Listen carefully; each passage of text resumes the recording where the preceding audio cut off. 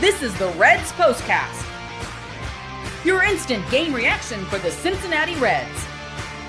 Part of the Locked On Podcast Network, your team every day.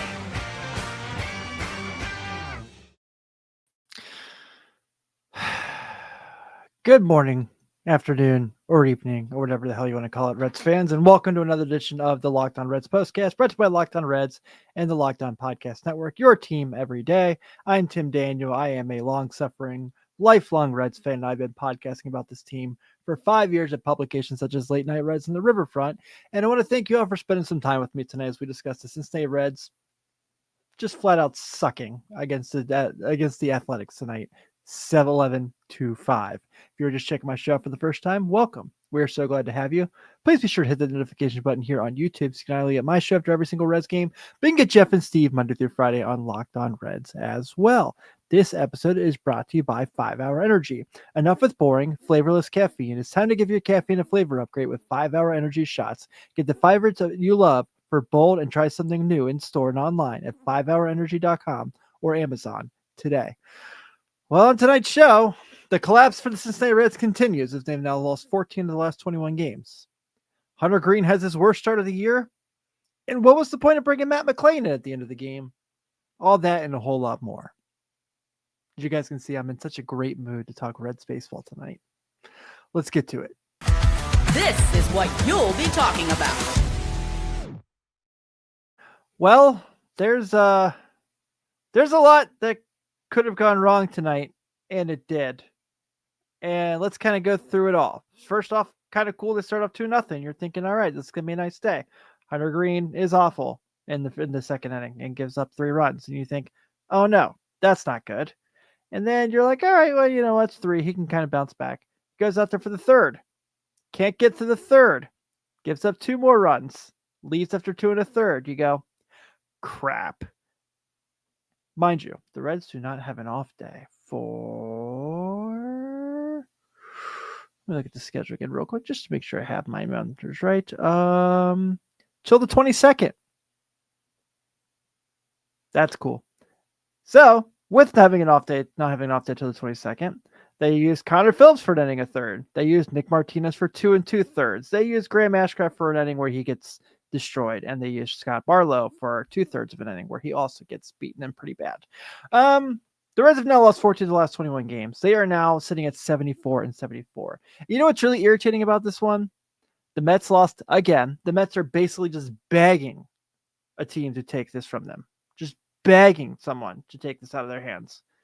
And also, the Giants lost too. The team that's catching up, right? The team that's like now in this Mets, Reds, Giants finagle, and the Reds just kind of just let this one go. I mean, literally, this was a game that the Yates didn't want to win either for a while there. It felt like the Reds were trying to give it to them and make something happen, and they couldn't do it. Michael, I don't really want to talk college football. I just had a pretty rough night with that as well too. So it was not a thank God for college football night for Tim. Or a thank God for baseball night for Tim either. Why do I sports? But, you know, there's a lot of irritations in this game, and there's a lot of things that really could have gone wrong, and they all went wrong. And the Reds really had a chance to pick up some speed and get back in this thing, and they couldn't do it. And there's a lot of things that go into that. So, your usual, did Tim check runners for scoring position? Yep. 1 for 5. Did Tim check runners left on base? Yep. 6. All their runs tonight did come from homers, which is cool. I mean, Tyler Stevenson ties the game up 5-5, and you're thinking the Reds, that's going to get the Reds the momentum back they need. They're going to get back into this. And then the 8th inning happens, and no.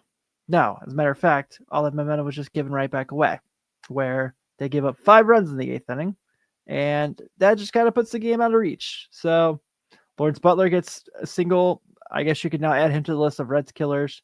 Nick Kurtz hits a grand slam.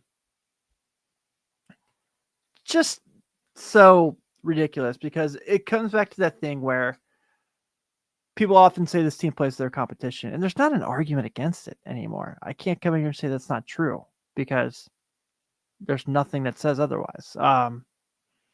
You know, the A's loss now looks like all those other bad series we just recently mentioned, the White Sox, the Nationals, both National series, the Marlins series, the Cardinals series, the Pirates series. It's like, it's just so frustrating. But thankfully, the one good thing about that is we have 14 of these left, and somehow, some way, playing that mediocre and that bad, they're still just 1.5 out of the wild card spot. Do I think they're going to make it? No, probably not. But they're still alive because no one else wanted to win today either. The Mets have now lost 8 in a row. So, like I said, the Mets are just basically taking everything they possibly can for the Reds to kind of go ahead and take this one. Another thing that was really frustrating tonight is the Reds got their worst start of the year from Hunter Greene. And we're going to try to dive into what went wrong there as well right after this.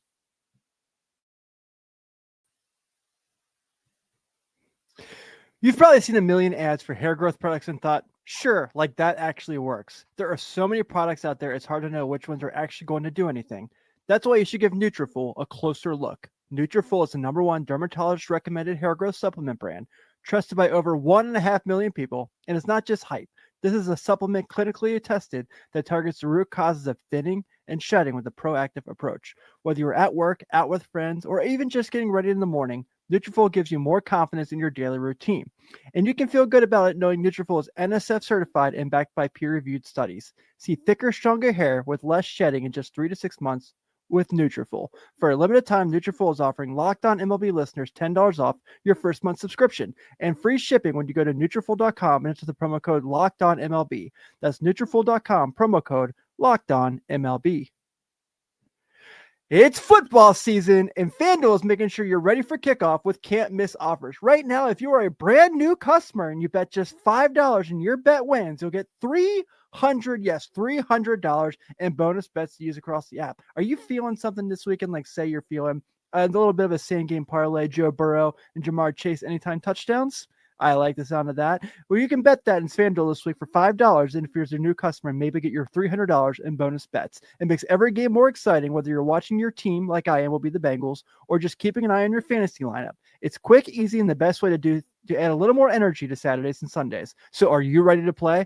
Download the FanDuel app now by visiting FanDuel.com to get started. That's FanDuel.com to place your first $5 bet.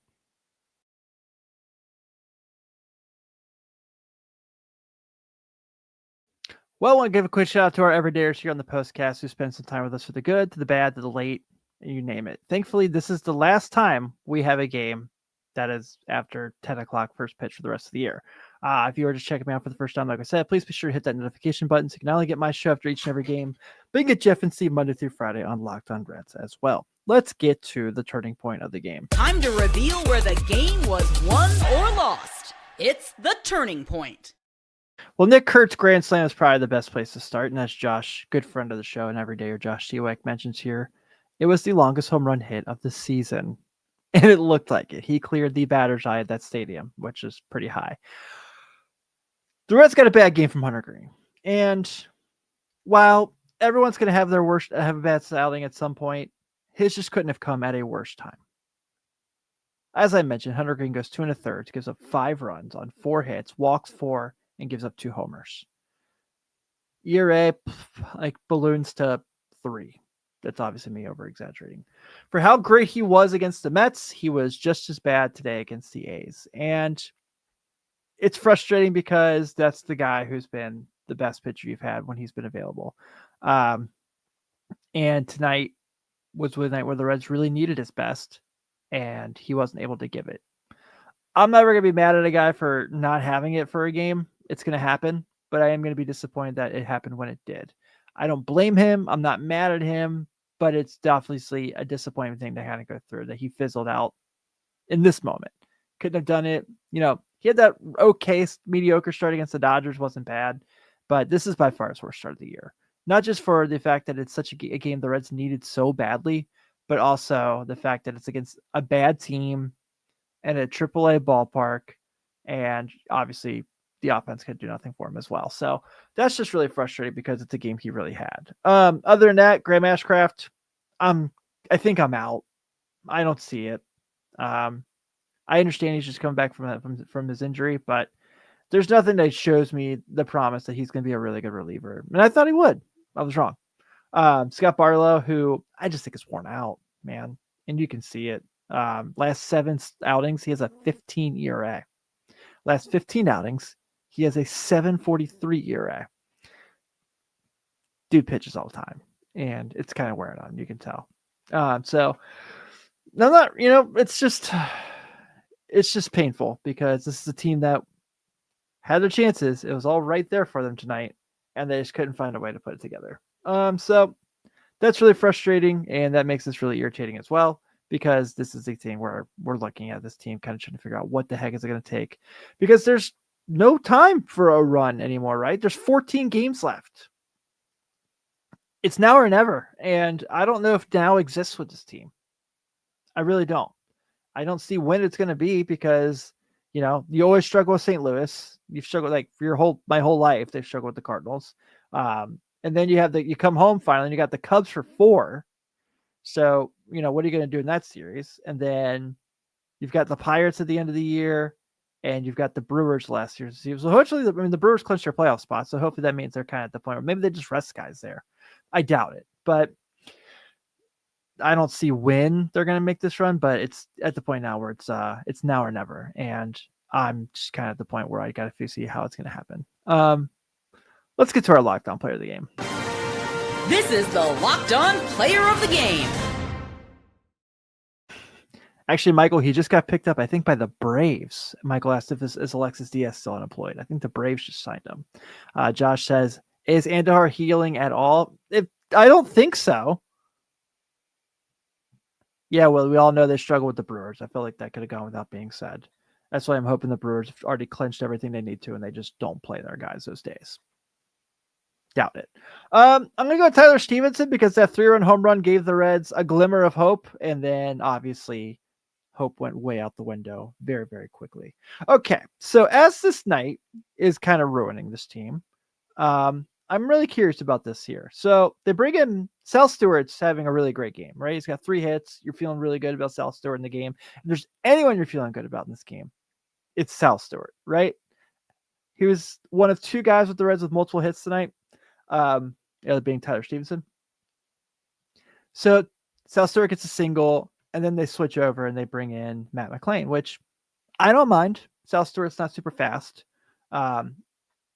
And so the thought process, of course, for every normal, rational, baseball thinking person is, okay, so Matt McLain's going to come in and play second base the next inning, right? Right? No. As a matter of fact, Matt McLain's going to get pulled from the game, and Spencer Steer's going to go to first base, and they're going to keep Gavin Lux at second base, which, no offense to Gavin Lux, you can say what you will about Matt McLain, the hitter. Matt McLain is a far superior defensive second baseman to Gavin Lux. And John Sadik literally says it when Lawrence Butler has the hit that brings in the run. It goes to his right, and Sadik goes, no disrespect to Gavin Lux, but Matt McLain's really good at playing to his right. That's where he's at his best. That's a Tito dud. That's definitely a Tito dud. Can't have that. So obviously Tito's got to be held responsible for that one. And then we kind of get through the situation where it's like you're just kind of watching everything glimmer down. Like I said, I don't necessarily have the issue that Sal Stewart got taken out of the game. I would have been fine if they brought Steer in and just kept McLain at second base and just kind of roll with it and brought Steer in. Would have been just fine with that. Guess that was too much to ask. And like the other point too is like, let's say this doesn't end up being a close game. Let's say the Reds don't give up, 10,000 runs, and then they go out there and have a chance there to tie the game. If you have to play McLain in center field because you're in a bad spot, you could have done that because he was eligible to still be in the game, and you shot yourself in the foot there as well. I don't know. I feel like this was a night where it's one thing when the players are bad, but when they're also badly managed, it's really hard to find a way to win games when you're dealing with both those things. But like we said, thankfully, the Mets also cannot put a win together, nor could the Giants. So once again, somehow still alive, even though they're playing awful this week. 14 of their last 21, by the way. And then remember at the beginning of September when it was like Tito's working his magic with the Reds. I don't know if I'd call this magic. But anyway, the Reds are losers tonight. to the A's, 11-5. The A's have 11 runs on 12 hits, no errors. The Reds have 5 runs on 8 hits and no errors. Your winning pitcher tonight is Brady Basso. He gets his first one of the year. He is now 1-0. And the losing pitcher is Nick Martinez. He is now 10-13. And tomorrow, the Reds try not to get swept by the Athletics, who don't even have a city name. Nick Lodolo hits the hill for the Reds. He is 8-7 with a 3.10. He will be going against Luis Morales for the A's. He is 3-1 with a 2.73. First pitch is at 4:05. So thankfully, it's after the NFL games for the 1 o'clock. So hopefully, the love of God, the Bengals also don't ruin my weekend after Notre Dame and the Reds did, and I can have something to be happy about tomorrow. But I'll be on probably about 6:37ish, depending if the game goes to extras or not. Everyone, thank you so much for dealing with me being very bitter and tired tonight. I love you all so very much. I'm Tim Daniel.